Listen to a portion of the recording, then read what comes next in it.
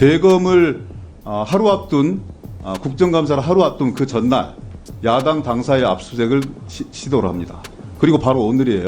국정감사를 회방 놓고 민주주의를 훼손하는 이런 행위에 검찰이 앞장서고 있구나. 내일도 시정연설 끝나고 오후에 얼마든지 할 수 있는 문제예요. 일체의 정치적 고려가 없었다고 과연 그거를 믿을 수 있는 국민들이 누가 있겠습니까? 답변해보세요. 범죄 수사를 범죄 수사로 봐주시면 되고요. 오늘 압수수색은 지난번 압수수색을 민주당이 그렇게 몸으로 막지 않았으면 있지 않았을 것입니다. 그건 인정하시죠. 기한이 내일까지 아닙니까? 그러면 오늘 또 막으실 가능성도 상당히 높지 않았습니까? 그렇다면 저희 검찰 입장에서는 그런 고려도 할 수 있는 것이죠. 압수수색 영장이 발부됐고 법관이 발부됐으면 그건 몸으로 막으시면 안 되는 겁니다. 이런 식으로라면 앞으로 다른 일반 사건 수사할 때 똑같은 전례를 들어가지고 막으면 저희 입장에서는 이게 선례가 될 수 있습니다. 범죄 수사는 범죄 수사고 민생 문제는 민생 문제. 법원 영역이 제대로 작동되지 않고 있기 때문에 서울중앙지검장은 이건희 간사님 정리해 주시죠. 여사 문제에 대해서 성역 없이 하겠다라고 얘기했어요. 김우겸 의원님께서 쭉 질의를 하셨는데요. 일부 의원님들이 조작되었다는 말씀도 주시고 장관님은 사실이 아니다 이렇게 말씀 주셨어요. 근데 이제 야당 입장에서는 이세창이라는 공인이 가지고 있는 정치적 무게가 있고 그분의 진술에서 한동훈 장관 잘 알고 또 뭐 윤석열 대통령과 친하다 이런 뉘앙스로 얘기를 하고 첼리스트의 증언이 있고 그렇다면 당연히 이런 장소에서 장관님에게 사실관계를 확인해 볼 수 있는 것이라고 저는 생각을 해요. 물론 장관님이야 답답하고 억울하시고 그렇게 살아오지 않았다고 하시지만 장관님이 가지고 있는 정치적 위상과 무게가 있는 것이기 때문에 질문할 수 있다고 생각합니다.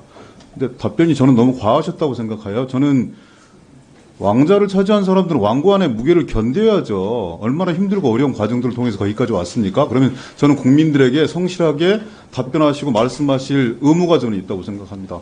뭘 다 걸겠다, 걸어라 이런 식의 표현 저는 적절치 못하다고 생각하는데요. 걸라고 한 건 김의겸 의원께서 먼저 아니요, 하신 겁니다. 이 문제와 관련해서는 그러지 않았어요. 아닙니다. 이 문제와 관련해서는 김의겸 의원은 계속 저에 대해서 그 이런 전에는 식으로 허황된 문제를 해왔죠. 이 문제와 관련해서 그 직을 걸어라라든지 다 걸겠다고 말씀하신 분은 장관님이어서 별로 적절치 않아 보입니다. 위원님 대단히 허황된 주장 아닙니까? 진짜로 허황된 그렇게 주장이긴 생각하십니까? 한데 그 허황된 주장에 허황된 주장이라고 여권에서 인정하시죠? 핵심적으로 역할을 했던 그런 분이 목소리가 증언이 녹취가 되어 있어 그것이 조작인지 아닌지는 나중에 판명될 것이고 그분 역시 조작에 가당한 거예요. 그러면 위원님, 그 허황된 문제의식에 위원님 제가 존경합니다.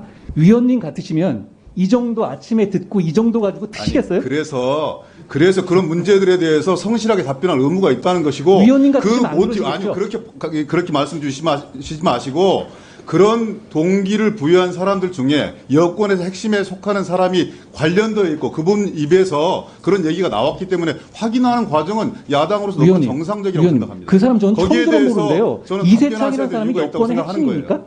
네? 이세창이라는 사람이 여권의 핵심이에요. 저는 처음 들어보는 사람인데요. 장관님이 알고 있는 여권의 핵심과 우리가 알고 있는 여권의 핵심이 차이가 있을 수 있는 거죠. 여권의 핵심은 따로 있겠죠.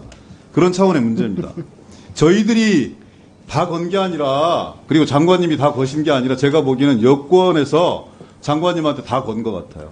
총선 출마하겠냐 물어보니까 지난번에 그런 이 시점에서 왜 그런 질문을 받아야 되는지 모르겠다고 하셨잖아요. 그 뒤에 여권에서 총선 차출론이 나왔어요. 어떤 분은 총선을 지휘해야 된다 이런 얘기까지 나왔어요. 그러니까 우리 입장에서는 한동훈 장관한테 다 걸었구나. 그리고 이분들 말로는 민생 그러더만 실제 시계추는 총선에 가 있구나 이런 생각이 드는 거예요. 이런 접근법이 타당합니까? 적절합니까? 나중에 한 1년 반 뒤에 가서 총선 지휘하시겠어요? 위원님, 저는 저와 무관한 얘기고요. 저는 법무부 장관으로서 일을 최선을 다해서 하겠다는 말씀드립니다. 무관한 얘기를 여당에서 하고 계시니까. 그러니까 지금 민주당에서도 저한테 이런 허황된 걸로 거시는 건가요? 아니, 저는 이해가 안 갑니다. 그런 건 전혀 아닌데 민생에 집중해도 부족한 이런 시기에 이런 얘기들이 나오고 그리고 정말 민생에도 집중해도 부족한 시기에 이런 추문들이 돌아다니고 있는 것에 대해서 그 원인 제공을 누가 했을까 한 번쯤 돌아보는 계기로 삼아도 된다 이런 말씀을 드리는 거예요. 위원님, 그거를 그냥 뭐 마음속에 가담아 두고 확인해 나면 모르겠는데 이걸 듣자마자 저 스토커로 지금 조사받는 사람하고 야합해서 같이 이렇게 녹음을 튼다? 첫 질문으로요? 위원님 같으면 안 그러셨을 것 같아요. 그러니까 그거는 그렇게 갈라치지 마시고 야당 내부에서 건강하지 않든 그건 판단은 국민들이 할 거예요. 그 문제의식을 가지고 저는 그 야당 의원이 질문한 부분들에 대해 그렇게 답변할 이유는 없다 이렇게 생각합니다. 아닙니다. 정도의 문제고요. 정도의 문제고요. 지금 이거는 처음부터 어떻게 보면 저쪽에 저 스토커로 자 야간에 저를 또 따라다니던 사람들이 지금 저거를 이제 갑자기 그건 툭 던진 정도 거잖아요. 합시다. 그 정도 그렇죠? 하시고요. 제가 이제 이 돌아다니 그런 얘기를 많이 들었어요. 이번 정기국회 국감 거의 의미 없을 거다. 사정정국으로 덮일 거다 이런 얘기를 하더라고요. 그래서 아니 그걸 시간이 정해 놨겠느냐. 그런데 그게 현실화됐어요. 우리 입장에서 한번 보십시오. 서울중앙지검을 상대로 해서 국감을 진행을 하고 있는데 서울중앙지검장이 서욱 국방부 장관 등 전직 정부의 장관들의 구속영장을 신청을 합니다. 대검을 하루 앞둔 국정감사를 하루 앞둔 그 전날 야당 당사의 압수수색을 시도를 합니다. 그리고 바로 오늘이에요. 국정감사 마지막 날입니다. 내일은 대통령의 시정연설이 있어요. 그리고 이 당사 압수수색이 또 들어왔어요. 의도된 것이 아니고 이것은 철저하게 법리와 증거에 의해서 그리고 절차에 의해서 진행되는 것이다. 이렇게 말씀 주셨잖아요. 예. 과연 그렇습니까? 그렇습니다. 일체의 정치적 고려는 없는 것입니까? 그렇습니다. 검찰총장이 청문회 할 때 그러시더라고요. 아니 왜 당대표 선출되자마자 검찰 소환 통보하는 거 그게 말이 되느냐 이렇게 물어봤더니 검찰총장이 그렇게 답변하던데요. 그러면 야당에 꽂힌 전당대회 때 소환을 하는 게 맞습니까? 이렇게 얘기하시더라고요. 그건 뭐냐면 일체의 정치적 고려가 없는 것이 아니라 정치적 고려를 하면서 소환 시기를 조율하고 있다는 것이죠. 우리 입장에서는 법무부 장관과 검찰총장은 일체의 정치적 고려 없이 오로지 원칙과 규정에 의해서만 진행한다고 얘기하는 것이지만 이 모든 것이 노리고 있는 종착점이 국정감사를 회방 놓고 정광민주주의를 유린하고 민주주의를 훼손하는 이런 행위에 검찰이 앞장서고 있구나라는 의심을 가질 수밖에 없어요. 이런 걸 어떻게 1년 365일 많아요. 정기국회 속에서 국정감사하는 날 3주밖에 안 돼요. 얼마든지 피하고 조율할 수 있어요. 내일까지밖에 압수수색 영장이 발부가 안 돼 있다. 내일도 시정연설 끝나고 오후에 얼마든지 할 수 있는 문제예요.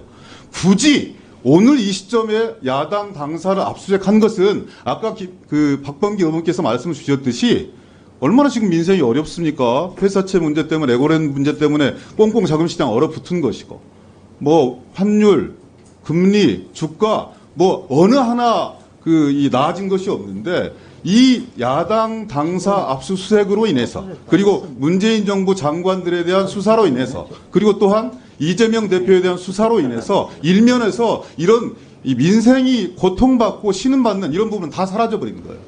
일시적으로 정치적으로 성공할 수도 있다고 평가할 수 있겠습니다. 제가 아까 비아냥되듯이 말씀드렸는데 여당 의원님들, 특히 여당 지도부 의원님들 보니까 얼굴 좋으시더라고요. 그렇지만 이것이 얼마나 가겠습니까? 왜 그런 정치적 오해를 무릅쓰고 이런 도발을 하는 거예요?